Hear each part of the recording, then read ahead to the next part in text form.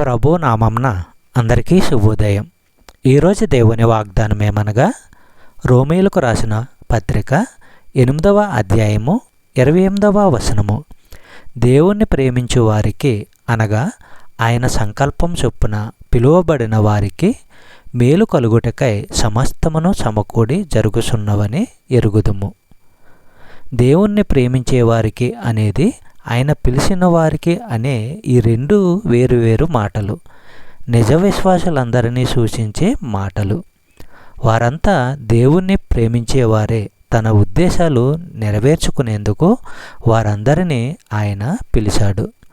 దేవుని యొక్క ఉద్దేశం ఏమిటంటే, ప్రతి విశ్వాసి ఆధ్యాత్మికంగా ఎదిగి మరింతగా క్రీస్తులాగా మారాలని ఆయన ఉద్దేశము.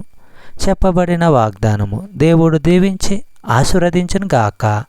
ఆమేన్.